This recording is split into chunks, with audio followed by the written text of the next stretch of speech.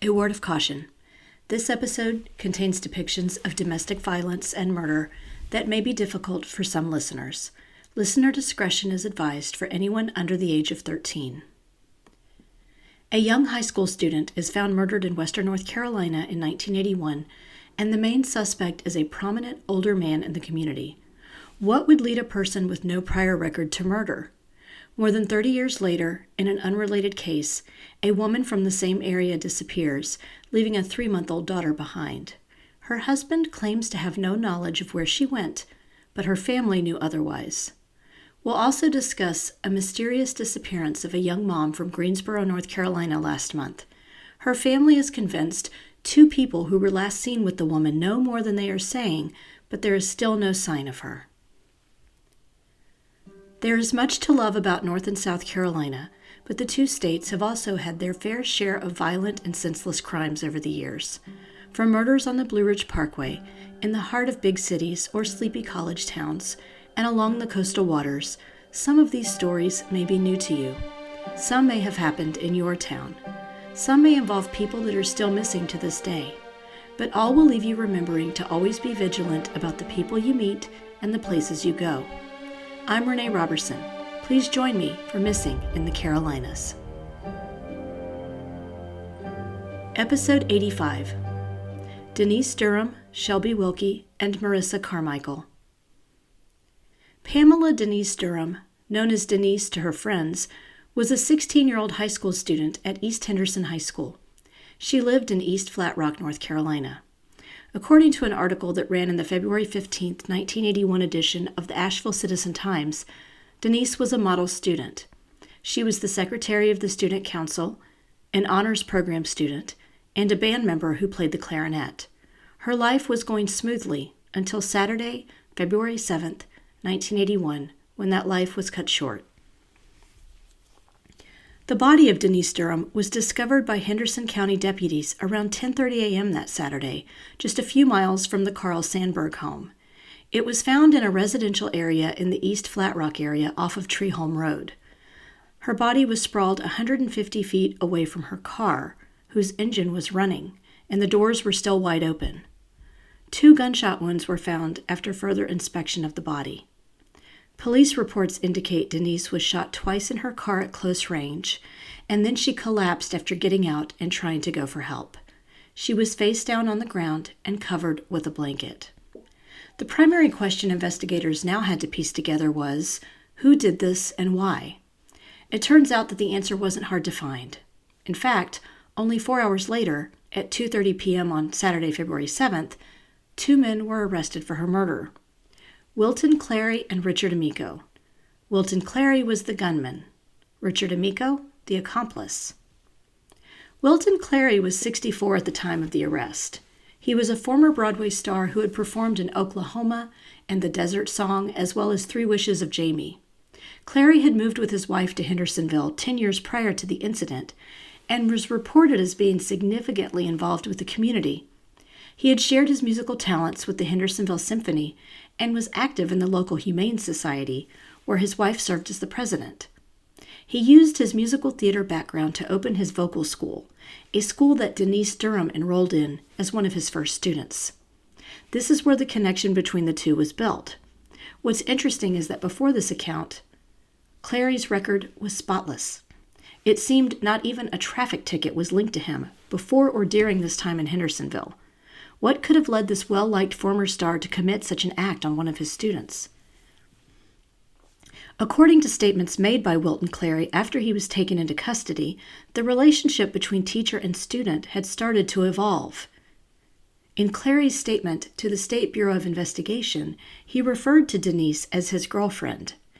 A court file provided by Leonard Lowe, the district attorney of Rutherfordton, North Carolina, stated that Clary was worried about how this relationship would hurt his reputation and business if it was made public. This seemed plausible, but people who knew Clary, like Barbara Saunders, scorned the theory. Saunders was the manager of Flat Rock Playhouse, a local theater in town. She knew Clary well, as he often performed in the Playhouse Theater. Saunders reported that only a few years prior, Clary had built an expensive home. As a former Broadway star who owned an expensive house, performed free at events around the town, and volunteered part-time at East Henderson High School, income wouldn't be something that drove him to murder.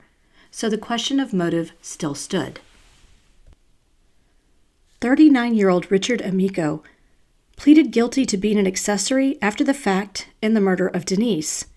He told police that on February 7th, he and Wilton Clary met Denise in the parking lot of Henderson County Memorial Hospital and followed her in a van to the Flat Rock area of the county. There, after putting on gloves, Clary shot Denise with a .38 caliber pistol while she sat behind the wheel of her car. Amico was hiding behind a seat in Clary's van. He did not have the money to meet his $50,000 bail requirement. Once Wilton Clary was arrested, a district court judge set his bond at $50,000. He and his wife Jeannie quickly posted bond by putting up their house for collateral. According to an article that ran in the Asheville Citizen-Times on February 15, 1981, tempers flared in the community once he was released. Petitions began circulating, asking that a person who was charged with first-degree murder not be released on bond. 30 of Denise's classmates protested in front of the county courthouse. It wasn't long before Clary was brought back to jail because Denise's father, Robert, had named Clary in a wrongful death lawsuit. This civil lawsuit had asked that Clary be held in jail in lieu of $500,000 bond until the trial. Richard Amico was not named in the suit. The clerk of court granted the bail request, and Wilton Clary was sent back to jail after being out for about 48 hours. Why was Richard Amico even with Wilton Clary on that day? It seems like a case of unfortunate circumstances. A woman had purchased an antique trunk from the Wolf and Purr thrift shop in downtown Hendersonville, where Wilton Clary was working, because it benefited the Humane Society. She asked that it be delivered to her house on the Saturday Denise was murdered. Clary secured a van from the thrift shop and asked Amico, who had once worked with him at a local business, to help him deliver the trunk. It was on the way to deliver the trunk that they met up with Denise. The trunk was never delivered and was still found in the van when police arrested Clary. Amico's wife later told the media that her husband was innocent and that he had only been helping Clary to deliver the trunk from the thrift store. On April 27, 1981, the trial of Wilton Clary commenced. He pled guilty to first-degree murder. The judge had authorized the use of one of his earliest statements in the prosecution, which he made during his arrest on February 7th, the day of the murder. Clary told one of the officers on the scene that killing Denise was the only way out, cementing his guilt. Henderson County Sheriff Albert Jackson testified that Clary admitted he shot Denise because she was bugging the hell out of him and wanted Clary to leave his wife for her. The judge sentenced Clary to life in prison. The motive solidified as one of romantic conflict. He shot her to get his freedom back, but ironically, it caged him instead. Clary was transferred from Caledonia Prison to the Lottie Correctional Institution for older felons in Florida, something that caused much controversy. The backlash from Denise's friends and family was so intense that James Hunt, the governor of North Carolina at the time, investigated the charges that Clary was given preferential treatment in prison. He found many serious errors with this transfer. However, Ray McNamara, director of the State Bureau of Prisons, interjected. She stated that the fast transfer from prison to prison was not because of any sort of corruption, but because of the age and heart problems of Wilton Clary. He was moved to the Florida institution to be closer to his wife. These heart problems would soon lead to a dramatic end to this story. On August 25, 1985, Clary performed a singing solo for the other inmates during worship. He had just finished when he suddenly collapsed from a heart attack. He died that day after only 4 years of imprisonment. It looks like Richard Amico might have been released from prison after only serving a few years. Denise Durham was a bright high school student with her whole future ahead of her, but a conflict between her and music teacher Wilton Clary would ultimately lead to her demise. Was this really the consequence of a tragic love story? Without Denise's side, we may never be sure. I had a few questions that ran through my mind when I read about this case. To my knowledge, Denise's family has never spoken publicly about the murder of their daughter. Was there really a romantic relationship between Denise and Wilton Clary? Did the man have a previous track record of being involved with his vocal students? What did his wife think of his arrest and confession? We may never know the answers to any of those questions. What we do know is that something made Clary feel so trapped that he saw only one way to escape, by getting rid of Denise. Yet this didn't lead to Clary's freedom. He too met his demise and learned what it is truly like to be trapped. I want to talk next about another Hendersonville resident who went missing in 2012. According to the National Coalition Against Domestic Violence, a study put together by the U.S. Department of Justice stated that with men who have killed their wives, either threats of separation or actual separations were most often the precipitating events that led to the murder. Unfortunately, the case of Shelby Wilkie falls under this category.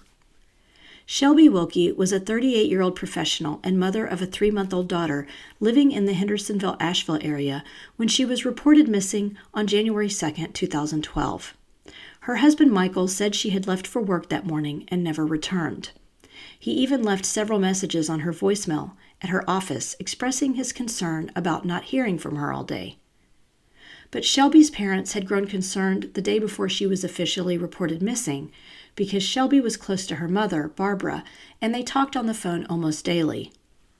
They had seen Shelby and her husband Michael that weekend, but when she texted her daughter on the evening of January 1st and asked if she was okay, only a one-word reply, yes, came back. Barbara later told the media that a one-word response was not something Shelby would typically send. Shelby's parents had a reason to be concerned for their daughter. What the police would soon learn was that Shelby was secretly planning to leave her husband and had even leased a house in nearby Black Mountain to move into with her infant daughter. Her father and brother were going to help her move her things while her husband was at work on a night shift. They knew she had been planning to tell Michael on New Year's Day. She wouldn't have left without trying to take her daughter, Sydney. Shelby Sprouse had met Michael Wilkie a few years earlier through a dating website. The divorced father of a young daughter impressed her with his chivalrous manners and responsible attitude.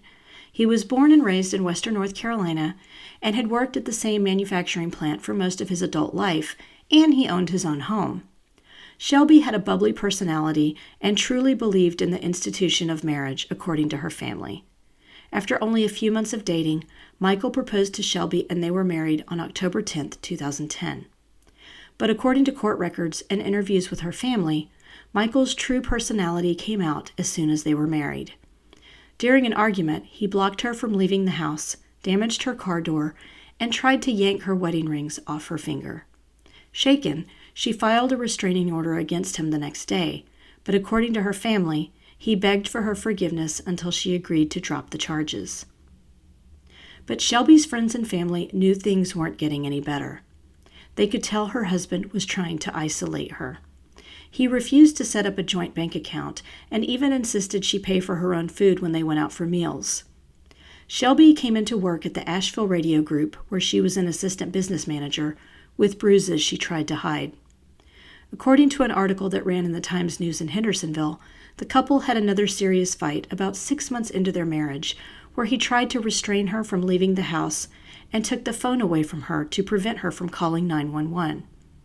She filed another restraining order, but ultimately made the decision to drop that one too, because she discovered she was pregnant and wanted to make the marriage work for the sake of their child. Not long after Sydney was born, Shelby had to face facts that Michael was not the man she thought he was, and she could not live with his volatile temper and mood swings. She hired an attorney to draw up a separation agreement and secretly leased the home in Black Mountain in November of 2011. She quietly continued to live with Michael, go to work, and raise Sydney until she could tell him she was leaving at the first of the year. But Shelby Wilkie disappeared right around the time she was planning to share the news with Michael. And she had told him, according to her mother. But he obviously tried to change her mind, possibly citing their young daughter, or maybe even threatening to fight her for full custody, and she told her mom on New Year's Day that she would try and work things out with him yet again. However, later that night, she texted Barbara saying, "Things have taken a turn for the worst. He's trying to steal my rings. I am trying to keep things calm. I still need Dad and the boys to move me out." After that text, no one in her family could reach her, and the strange one-word text response came from Shelby's phone. Michael tried to tell police and her family that she had gone to work on January 2nd, but that was a designated holiday for the Asheville radio group, so she wouldn't have been going into work. When she didn't show up on January 3rd, concerned coworkers called Shelby's family. Michael Wilkie told police she had been suffering from postpartum depression and that he was worried for her safety. He even went on the local news begging for Shelby to return, holding their daughter. But if you look closely at the footage, he wouldn't make eye contact with the camera, and there were visible scratches on his face. A few days after she was reported missing, Shelby's car, a black 2012 Ford Escape, was found in the parking lot of the J&S cafeteria across from the Asheville Regional Airport. By that time, the 5 radio stations belonging to the Asheville Radio Group were running announcements about Shelby's disappearance and asking listeners to keep an eye out for her. The local sheriff's office asked the Henderson County Rescue Squad to search a park nearby for Shelby, along with the French Broad River and Westfelt River Park. These searches turned up no sign of Shelby. But police were already zeroing in on Michael Wilkie, knowing more about his wife's disappearance than he was letting on. Neighbors of the couple reported that they had returned home late on the night of January 1st to see a concerning fire raging in a burn barrel in the Wilkies' backyard. They saw a man with a flashlight tending to the fire and making multiple trips back and forth from the house to place things in the fire. They assumed the man was Michael, and since he was keeping an eye on the fire, they went about their evening. Investigators executed a search warrant on the Wilkie home on January 4th, 2012. Although on the surface everything looked normal in the home, forensics tests using luminol and phenolphthalein were positive for a large amount of blood in the home, including extensive blood spatter, pooling, and drag marks. In fact, they were shocked to see what appeared to be a silhouette of a human body slumped and leaning against a wall. Shelby's wedding rings were found on top of the refrigerator. They also found a large burned area in the backyard. On January 5th, after an additional search in the surrounding woods at the home of Michael's parents in Hendersonville, police discovered a 55-gallon barrel with ashes they believed to be the remains of Shelby Wilkie.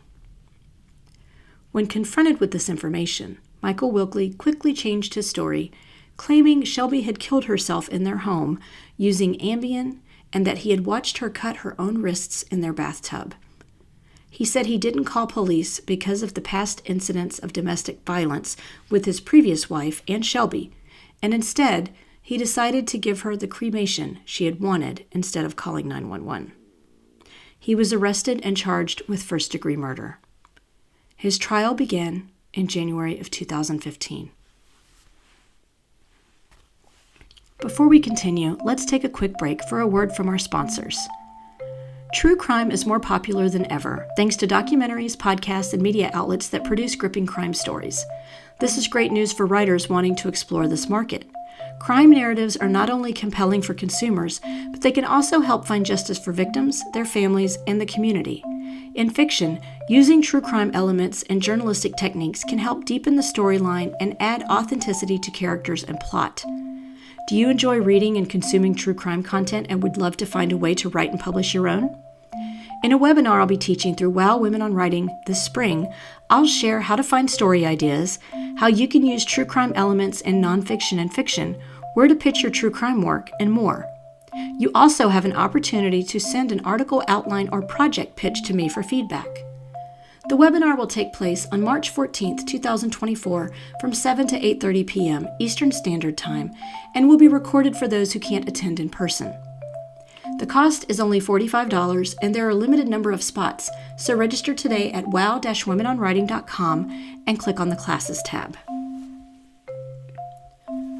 I'm a huge fan of the skincare products by SkinxErin. You've heard me talk about them before. I use their pre-cleanse oil, hydrating beauty oil, and perfecting night oil each day, and I swear my skin looks at least 10 years younger. I love that these products don't leave my skin feeling greasy and are loaded with squalene oil and vitamins E and A. Plus, they are extremely affordable, their customer service can't be beat, and the positive affirmations they include in the packaging are so uplifting. This week, SkinxErin is running a special Galentine's Day sale, and as a brand ambassador, my discount code MissingCarolinas10 will get you 16% off the oils and $12 off a skincare starter kit. This code is good until February 11th, so don't delay. Treat yourself. I'll include a link in the show notes for you. And now, let's get back to the show. At the trial, even more horrifying details of what Shelby's life with Michael was like came out. Just 9 days after their wedding in 2010, Michael took Shelby's dog and left him on the side of Highway 25. The fight that followed that revelation was the one that resulted in Shelby's first attempt at a restraining order. He was charged with assault on a female 5 months later after another argument where he tried to prevent her from calling 911. He was ordered to attend a program for anger management. Following another argument after their daughter Sydney was born, Shelby once again tried to leave the home, but he wouldn't let her have the baby. She called her brother for help, but when he arrived, Michael wouldn't let Shelby have their daughter. He called 911 and told dispatch that Shelby was intoxicated and trying to take their child. When police came to the home, a breathalyzer showed that she was not intoxicated, and she was allowed to leave the home with Sydney and her brother. When she went to the courthouse to file another restraining order the next day, her request was denied. She tried to call the anger management program Michael had just completed to tell them what had happened, but it didn't help. This was when Shelby knew she had no choice but to quietly take action. She had planned to pawn the wedding rings Michael was always trying to take off her finger to get some extra cash. Michael's second wife, Amanda, had also experienced a similar pattern of behavior with Michael and left their home secretly in 1995, just like Shelby had been planning on doing. She shared her story on the episode of 2020 that aired about Shelby's case a few years ago. Michael had also abused Amanda while she was pregnant with their daughter. Shelby had tried to call Amanda shortly before she went missing, saying she wanted to ask a few questions about her marriage to Michael. Amanda told Shelby that she would be happy to talk to her, but she had been on her way to an appointment and asked Shelby to call her back. That call never came, and the next thing she knew, Michael was on the news asking for help in finding Shelby. In fact, Amanda said when she first heard about Shelby going missing, she assumed the woman had secretly left Michael as well. Michael must have figured out Shelby was planning to leave him because he requested emergency vacation time from his employer in Fletcher on December 30th, before Shelby had talked to him about the separation. He had plans to be off until January 11th, and it appears Shelby had not known about that leave since she was planning to move out of the home while he was at work. Michael was caught on surveillance video at the Asheville airport dropping Shelby's car off in the parking lot across the street and then getting into a cab. It was Shelby's father who first went to the police to report his daughter missing, and when they went out to the Wilkie home to do a safety check, Michael told them she had gone to work and not returned home. Forensic testing was never able to conclusively determine whether the contents of the 55-gallon drum found on the property of Michael's parents contained Shelby's DNA. They did find the charred remains of a Tiffany bracelet Shelby's mom identified as one she had given Shelby along with Shelby's sister-in-law. Another interesting fact about this case was that the Hendersonville District Attorney, Greg Newman, was personally familiar with Shelby Wilkie before he prosecuted this case. She had hired him, while he was still in private practice, to help facilitate her separation. So he was fully aware of the environment Shelby had been living in and why she had grown so fearful of her husband. In late January of 2015, a jury deliberated only 30 minutes before finding Michael Wilkie guilty of the first-degree murder of Shelby Wilkie. He was sentenced to life in prison without the possibility of parole. Shelby's family told the news media they wanted to participate in the 2020 episode about her titled New Year's Day because they wanted to help spread awareness about how quickly domestic violence can escalate. I personally have an old friend who worked with Shelby Wilkie at Asheville Radio Group at the time she went missing, and I remember back in 2012 when he and his coworkers were spreading the news about Shelby's disappearance on social media. I'm sure they all suspected her husband must have been behind it, and they were all heartbroken when all the facts came to light. When hearing about a case like this, It's easy for someone on the outside looking in to say, why did she stay all that time? Why didn't she just leave? Michael Wilkie was very manipulative and knew how to say the right things to Shelby to make her stay. His second wife, Amanda, confirmed the same thing. Shelby and Michael had a child together, and he used that child to threaten Shelby and convince her to stay even before Sydney was born. This statement from the National Coalition Against Domestic Violence helped shed light on what Shelby was going through. A victim's reasons for staying with their abusers are extremely complex and in most cases are based on the reality that their abuser will follow through with the threats they have used to keep them trapped. The abuser will hurt or kill them, they will hurt or kill the kids, they will win custody of the children, they will harm or kill pets or others, they will ruin their victim financially, the list goes on and on. The website offers the following tips for victims of domestic violence who are seeking support, and they suggest creating a personalized safety plan, because although you can't control an abuser's use of violence, you can plan how you will respond to future abusive or violent incidents, prepare for the possibility of an incident happening, and plan how to get to safety. It is your decision if and when you tell others that you have been abused, or if you think you are still at risk. Friends, family, and coworkers can help with your safety plan if they are aware of the situation and want to help. Visit www.ncadv.org Personalized Safety Plan to learn more. I would like to talk about Marissa Carmichael next. This young mother of 5 went missing from Greensboro, North Carolina under suspicious circumstances on January 24th of this year, and her family is still searching for her. I had seen this story on multiple news outlets, including national ones, so I wanted to share it in today's episode. The 25-year-old had spent the night out at a nightclub in downtown Greensboro when she called 911 from an Exxon gas station on East Market Street at around 3:40 a.m. Marissa said the person she was with told her to go into the store to buy some items, and while she was inside, they threw her things out of the car and left. However, her cell phone remained in the car. She told 911 she wasn't sure where in Greensboro she was even at.